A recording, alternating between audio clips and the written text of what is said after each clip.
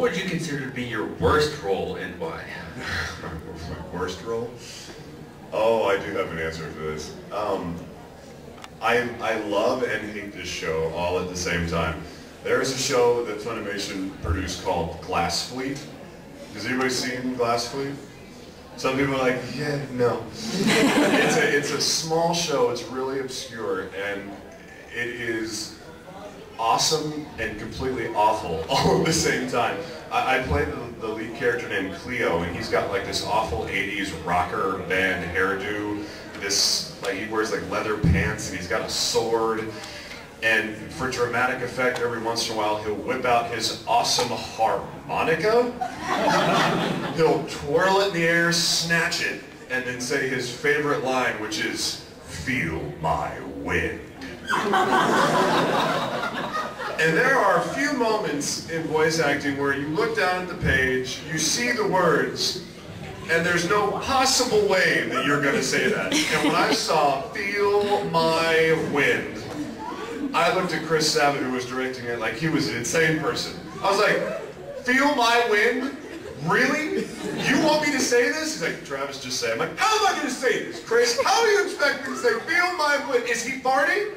What is the deal?" He's like, "Just say it and sound cool." I'm like, "Feel my wind." I'm an idiot.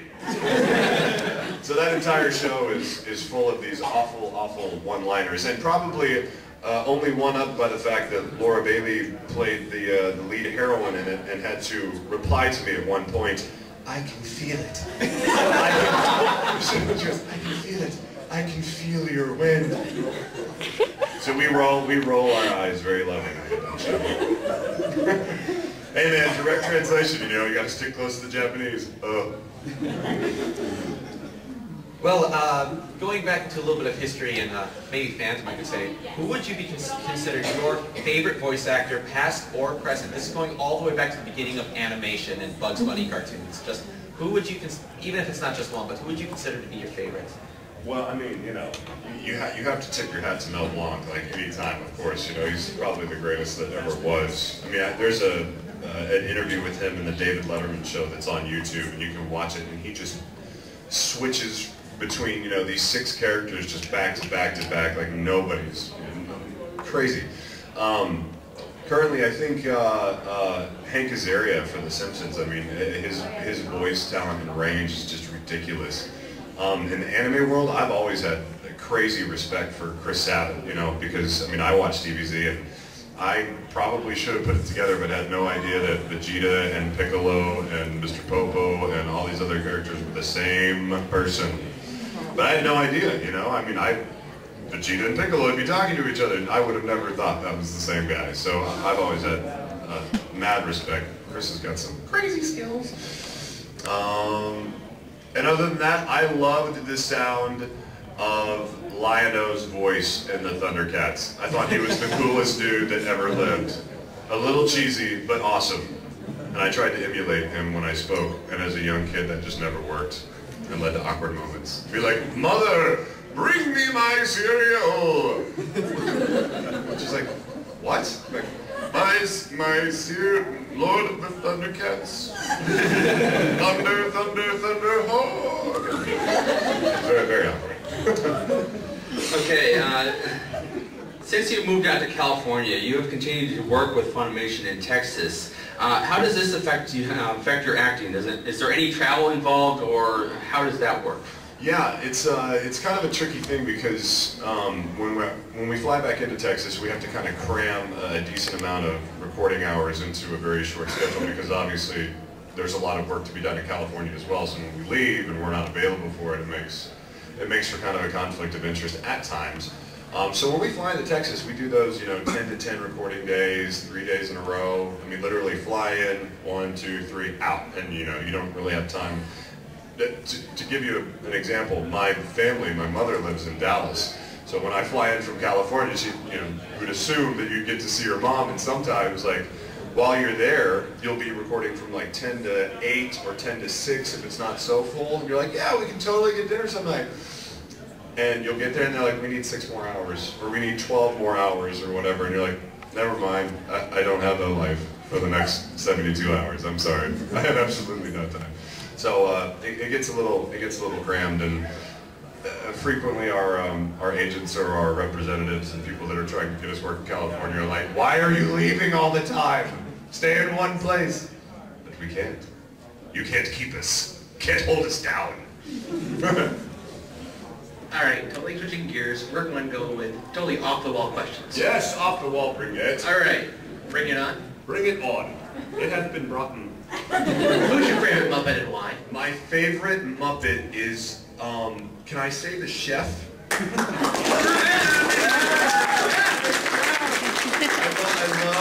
love the Swedish chef, and if it had to be a traditional Muppet, I would say that it would be Baby Gonzo from the Muppet Baby. Kind of a little bit broad and probably hard to answer, but if you could be in any TV show, live action or animation, anything, past, present, future, could come up with something, what would you do? What would you be? Who would you be? You certainly didn't have a hard time answering this question last night. Jeez, all right. Wow. You give me such a broad array of things. You know what the right answer is. I would be, right. I would be Wonder Woman. No. They gotta find somebody to play it, right? She's ripped, you know? I think a hell of a cross-dresser. No, man, that's a really good question. I would go back and I would play Michael J. Fox's part in Teen Wolf, because I love that movie. That's totally random. Or I would be in Top Gun, because those were the two movies I watched like 9 billion times when I was a kid. Yeah, who needs Tom Cruise anyway? Yeah, I mean, just fanatic. Sorry, oh, what? Okay, if you were a gear in a car, what gear would you be? Oh. I would be fourth gear, because I wouldn't be the fast start off gear. I certainly wouldn't be second. Third would be too mediocre, and fifth would probably be too much. So I'm fourth. I'm right before you shift into the highest gear on the highway. Yeah, I don't know why. I just picked four. How many snack cakes do you eat in one sitting? I guess there's only one way to find out. Get the con, sweet. I need all the snack cakes you can find on the double. We're going to wrap this up. We've got a series of rapid-fire questions, a lot of 1 or 2 questions, a couple kind of really strange ones in here. So we're just going to rattle them off one at a time. First of all, paper or plastic? Plastic. Cable or satellite? Cable. Kirk or Picard? Ooh. I have to say, from my experience, Picard. Here's a fun one. Lindsay Lohan with nunchucks or Drew Barrymore with a bow staff? Can they just kill each other with their weapons?